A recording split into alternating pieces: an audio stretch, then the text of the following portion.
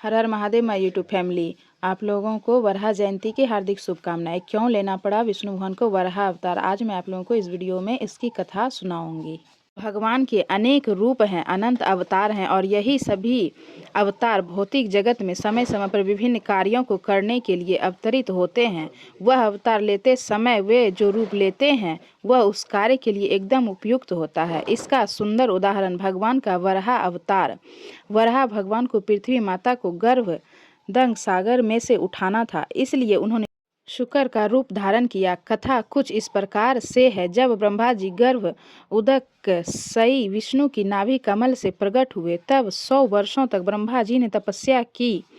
तब भगवान विष्णु ने सारा ज्ञान ब्रह्मा जी के हृदय में प्रस्फुटित कर दिया और ब्रह्मा जी को आज्ञा दी कि आप प्रजा की उत्पत्ति करें। तब उन्होंने अपने दाएं अंग से मन व बाएं अंग से सतरूपा को जन्म दिया। वह उन्हें आज्ञा दी कि पृथ्वी पर जाकर सृष्टि प्रारंभ करो। जब वो दोनों इस लोक पर आने के लिए निकले तो सभी लोग तो अपने स्थान पर थे, किंतु पृथ्वी अपने स्थान पर नहीं थी।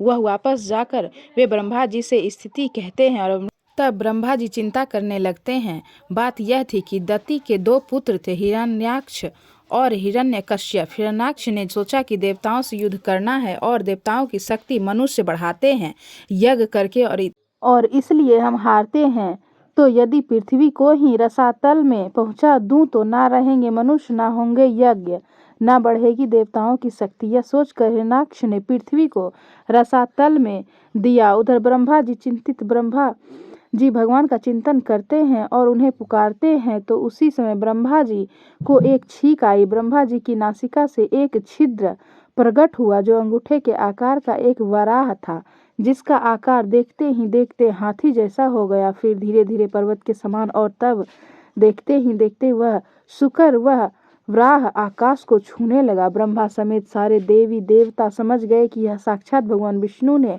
वराह अवतार धारण किया है। समस्त देवी देवता पुरुष स्तुति करने लगे, अनेकों श्लोकों से भगवान का वर्णन करने लगे। भगवान ने दिव्य वराह का रूप धारण किया।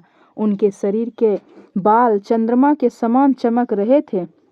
भगवान का दांत भी चंद्रमा के समान, वह उनकी आंखों से करोड़ों करोड़ों सूर्य के प्रकाश का पुंज निकल रहा था। भगवान वराह समुद्र में गए और सर्वप्रथम अपनी पत्नी वसुंधरा को अपने दांत के ऊपर रखकर रसातल से बाहर निकाला। तब उसके पश्चात भगवान व हिरण्याक्ष दोनों हाथों में गदा लेकर एक दूसरे से युद्ध करने के लिए एक दूसरे के सामने तैयार हो गए। दोनों एक दूसरे के ऊपर टूट पड़े। तब भगवान ने अपना दिव्य हाथ उठाया और हिरण्याक्ष के ऊपर ऐसा प्रहार किया कि उससे खून की उल्टी हो गई, खून की धारा बह निकली। हिरण्याक्ष ने अपना प्राण वहीं त्याग दिया। आकाश में देवता प्रकट होकर भगवान की जय जयकार करने लगे। भगवान वराह देव की जय। तो यह थी वराह जयंती की कथा, कैसे विष्णु भगवान ने वराह का अवतार लिया। तो वराह देव की जय, श्री कृष्ण की जय, हर महादेव।